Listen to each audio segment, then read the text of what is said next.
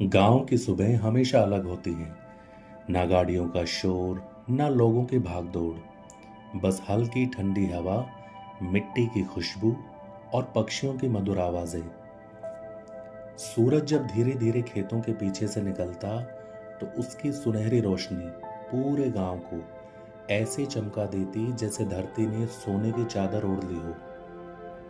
उस गांव के बीचों बीच एक बहुत पुराना आम का पेड़ था।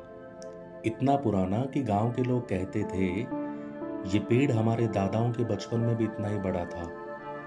उस पेड़ की जड़ें मिट्टी में बहुत गहराई तक थी। मोटी शाखाएं दूर दूर तक फैली थी। गर्मियों में पूरा पेड़ आमों से भर जाता था। उसकी छांव इतनी ठंडी थी कि दोपहर की तेज धूप भी वहां आकर शांत हो जाती थी। पेड़ के नीचे मिट्टी हमेशा ठंडी रहती। वहां बैठते ही मन धीरे धीरे शांत होने लगता। उसी गांव में रहता था आरव, साधारण सा लड़का, साधारण कपड़े, साधारण जिंदगी, लेकिन दिल बहुत साफ। सुबह 4 बजे उठना उसकी आदत थी। जब पूरा गांव सो रहा होता तब आरव अपने घर के बाहर रखे मिट्टी के घड़े से पानी पीता, फिर खेतों की तरफ निकल जाता। रास्ते में ओस से भीगी घास उसके पैरों को छूती रहती। हल्की हवा उसके चेहरे को शांत कर देती। खेतों में पहुंचकर वो दूर उगते सूरज को देखता और कुछ पल बस चुप खड़ा रहता। उसे ये पल बहुत पसंद थे क्योंकि उस समय दुनिया बहुत शांत लगती थी। आरव के पिता इस दुनिया में नहीं थे। घर में सिर्फ वो और उसकी माँ रहते थे। उसकी माँ सिलाई का काम करती थी, बहुत मेहनती और शांत स्वभाव की महिला। आरव हमेशा उनकी मदद करता, सुबह खेत, दोपहर में बाजार और शाम को घर के छोटे मोटे काम।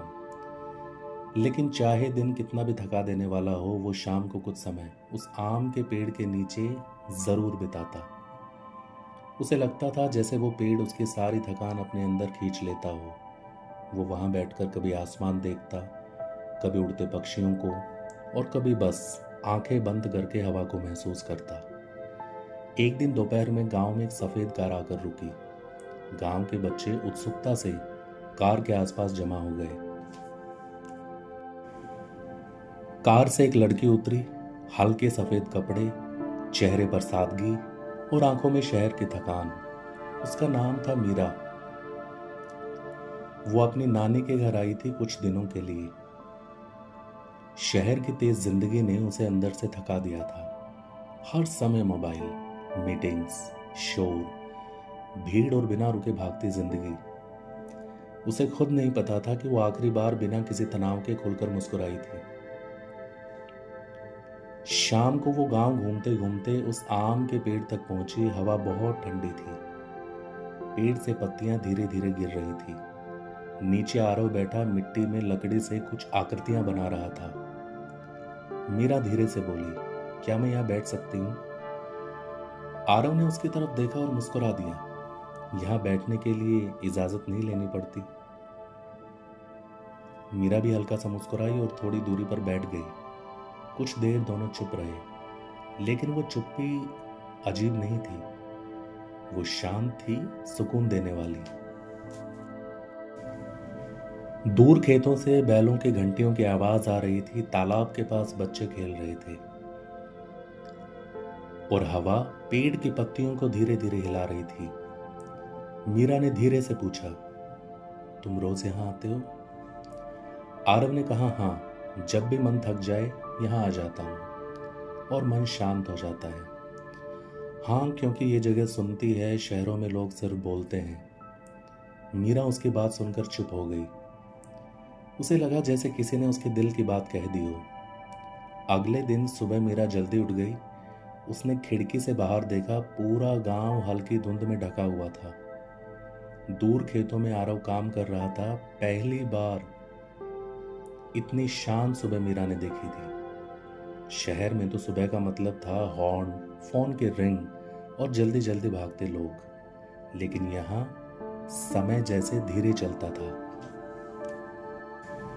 उस दिन मीरा भी खेतों की तरफ चली गई। आरव मिट्टी में पानी छोड़ रहा था। मीरा ने पूछा, तुम हर दिन इतना काम करते हो, थकते नहीं?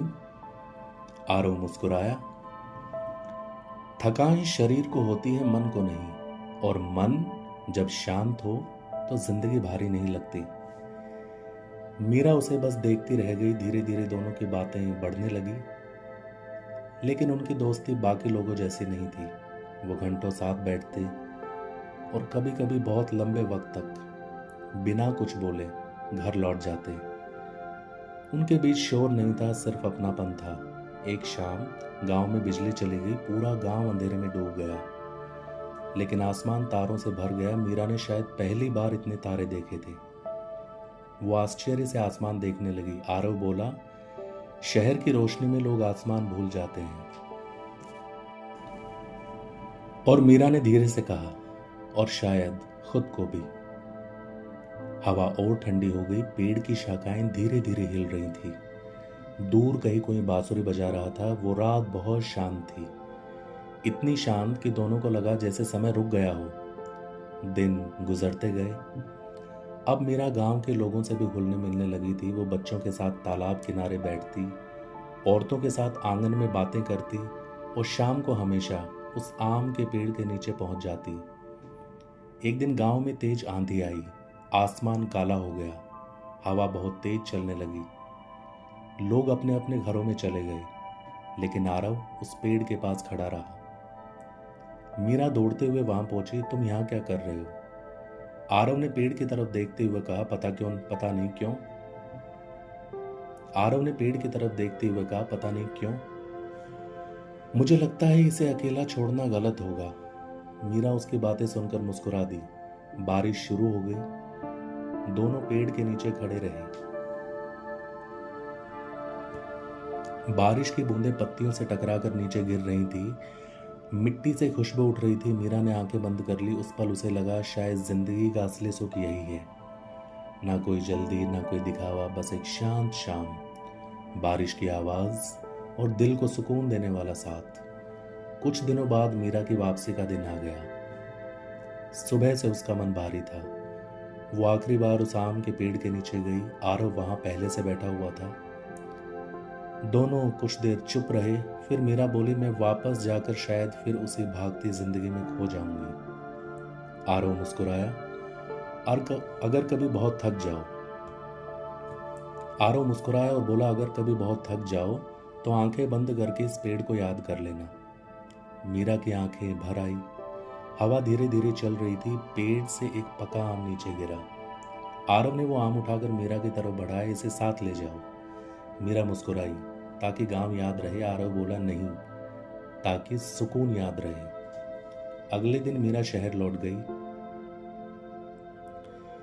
लेकिन शहर पहुंचकर भी उसका मन वहीं अटका रहा। अब उसे शहर पहले जैसा नहीं लगता था।